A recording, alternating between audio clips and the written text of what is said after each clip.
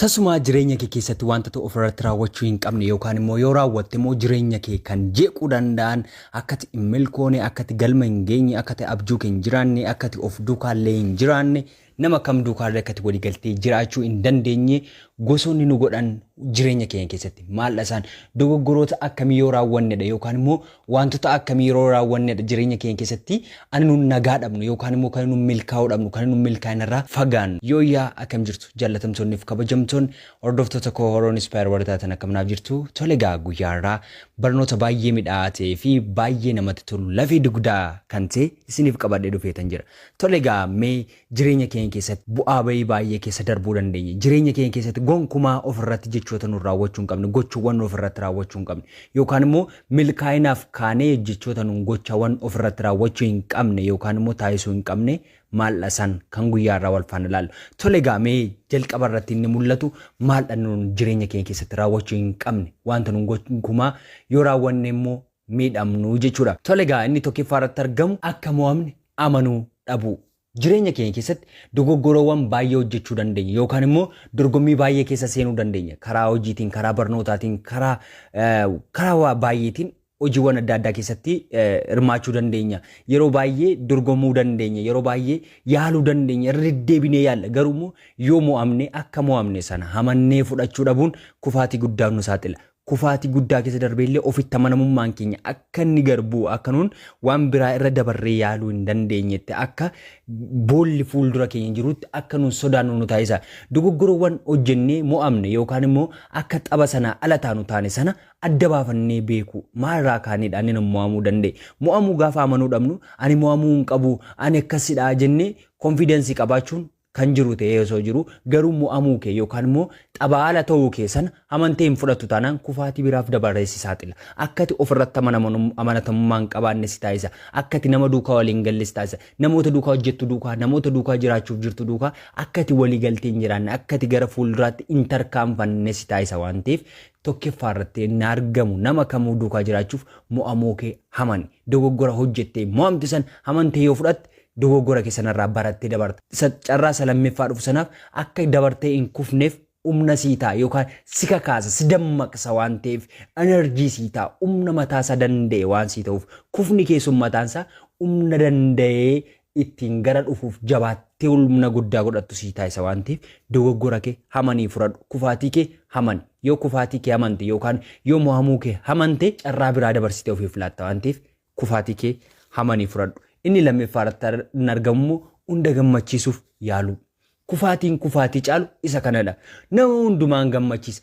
nama na duukaa hojjetu nama na duukaa jiraatu hiriyaa koo obboleessa koo haadha koo obboleetti koo maatii koo firoota koo biyya koo otoo itti hunda gammachiisuuf yaalaa deemta taanaan na amani tokko isaanii hin gammachiisin hafta sababa kamitti iddoo hundumaatti al tokkoon argamuu hin dandeessu iddoo hundumaa nama hundumaa gammachiisuu hin dandeessu fedhii nama hundumaa kamuu guutuu hin dandeessu ati huumaa qofaadhaan nama hundumaa gammachiisuu kan danda'u nama hundumaaf kan argamuu danda'u nama hundumaaf abdii ta'uu kan danda'u huumaa qofaadha ati immoo uumaa miti waan ta'eef nama hundumaaf gammachiisuuf yaalta taanaan namoota hundumaa gaddisiisuuf akka yaalaa jirtu hubachuu qaba nama hundumaa gammachiistee hin dandeessu fedhii nama hundumaa guuttee hin dandeessu abalummaaf natti dallane abalummaaf natti qabame abalummaaf natti akkas ta'e jettee ofii yaachisiin kun rakkoo mataa isaati waan ta'eef sitti qabame sitti dallane sitti hin barbaadate rakkoo mataa isa gammachiisuuf wanta sirraa eegamu qofaa raawwachuu kan sanaati isan gammachiisa jettee jiraatta taanaan kufaatii guddaaf of saaxilaa jirta kanaafuu nama hundumaaf gammachiisuuf jiraatta taanaan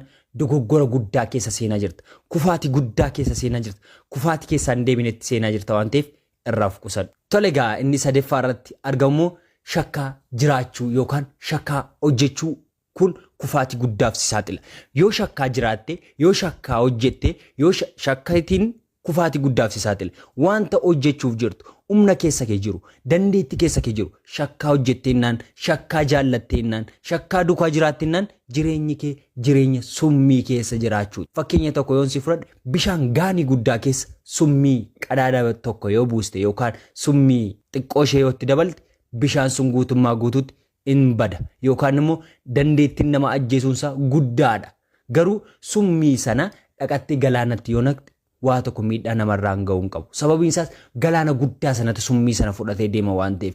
Atillee dandeettii keessa kee jiru, humna keessa kee jiru irratti amantii hin qabdu taanaan, of shakkita taanaan, akka dandeessu namantu taanaan adeemti kufaatii guddaaf saaxila.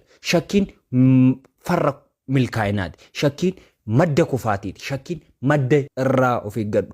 Shakkii wanta hundumaan shakkita taanaan, wanta hundumaan shakkita taanaan, wanta hojjechuuf kaatu irratti tarii yoo ta'uu didee yoo ta'e yoo akkas ta'e jettee yaaddota taanaan, in shakkita taanaan shakkiin kee sun si takaalee fuuldura kee taa'ee si eeggata waan ta'eef irraa of qusadhu.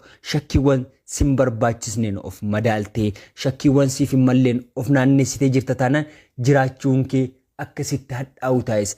Abdii dhabda, waan jiraattuuf wallaalta, garatti goortuu dhabda. Kanaaf immoo shakkii kee xiqqeessi, ofirratti amantii guddaa qabaadhu. Jireenya keef waan baay'ee sii tajaajila waan ta'eef. Inni ittaanii argamu yookaan inni afuraffaarratti argamu fakkeessanii jiraachuurraa baqadhu. Fakkeessitee jiraatta taanaan asittis dhattee fakkeessitaa, achis deemtee fakkeessitaa, maatii biratti, fira biratti, ollaa biratti fakkeessitee jiraatta taanaan guyyaan tokko dhugummaan kee mul'achuu danda'a. Yookaan fiiltarii yookaan wanta ati fuula keetti uwwifattee deemtu kun sirraa ba'uu danda'a. Yeroos ni qaanofta, ofitti salphatta, jireenya kee jibbita, of abaarta waan ta'eef fakkeessanii jiraachuurraa of qabi. Gammaddee irra jiraachuuf, har'a kofaltee ooluuf jettee fakkeessaa, jireenya fakkeessaa jiraatta taanaan kufaatii guddaa of saaxilaa jirtaa jechuudha. Abjuu keetti qoosaa jirtaa jechuudha. Abjuu hin qabduu jechuudha. Mul'ata hin qabduu jechuudha. Namoonni fakkeessanii jiraatan, namoonni fakkeessuun jiraatan namoota mul'ata hin qabne, kaayyoo hin qabne, abdii hin qabnedha. Namoonni fakkeessuun jiraatan. Kanaaf immoo ati abjuu guddaa qabda, milkaa'ina guddaa yaadda, iddoo guddaa yaadda taanaan maalti of shakkiitti si geessaree yookaan immoo namoota shakkuutti si geessa. Kanaafuu fakkeessanii jiraachuurraa of qusadhu. Inni shanaffaarratti argamu immoo itti gaafatamummaa fudhachuu hin sodaatin. Jireenya kee keessatti itti gaafatamummaa fudhachuu yoo sodaatte, yoo itti gaafatamummaa responsibility fudhachuu sodaatte, galma geessurraa udduruuba si deebisa waan ta'eef. Wanta kamiyyuu nan danda'a, nan raawwadha, galmaan nan ga'a jettee yoo of amansiiste gara kamiinuu karaa baatu hin dhabdu. Jireenya isaanii keessatti namoonni milkaa'ina guddaarra ga'an yookaan milkaa'ina guddaa goonfatan, namoonni milkaa'ina guddaa jireenya isaanii keessatti dhufan namoota itti gaafatamummaa fudhatan, namoota balaa hin sodaanne, namoota itti gaafatamummaa guutummaa guutuutti rakkoon tokko yookaan waa tokko manaaj godhe yookaan geggeessummaan kamuutti laatameennan anaaf naa ta'a. Kanaafuu nan geggeessa, nan raawwadha jedhanii namoota jiraatanidha. Namoonni kaayyoo isaanii jiraatan itti geggeessummaa yookaan itti gaafatamummaa hin sodaatta taanaan jireenyi kee jireenya gadaantee waanuma jijjiirama hin qabne achumee warra akka booyyee arras sanuma qulqullaa'an utoo itti eegduu boor xuraa'ummaa keessatti argitu, boor arra jijjiiramaniiru utoo boor kufaatii keessatti namoota argitu taata. Kanaaf immoo jireenya booyyummaarraa jireenya itti gaafatamummaa fudhadhuuti jireenya kee jijjiiri. Kana raawwatu taanaan garuu itti gaafatamummaa fudhachuu sodaatta taanaan kufaatii guddaaf of saaxiltaa jechuudha. Inni ja'affaarratti argamu immoo yaaddoof sodaa keessa kee jiru ajjeesi. Yeroo baay'ee namoonni milkaa'uu hin dandeenye yookaan gadafan ni yaadda'u ni sodaatu. Waa tokko hojjechuuf yoo jedhan yaaddoo guddaa keessa galu, hin sodaatu, yoon akkas ta'e, yoon kufee, yoon achiin kasaaree, yoo maal narra ga'ee, yoo maatiin kun jibbanee, sababan kana hojjedhuuf yoo maatiin kun irraa deemanee. Yaaddoowwan kun yaaddota hin jirre yookaan yaadota gara fuulduraatti jireenya keenya keessa dhufuu hin dandeenyedha. Yaadota nun ofirratti maddisiisuun ofiin yookaan of takaalluu jechuudha.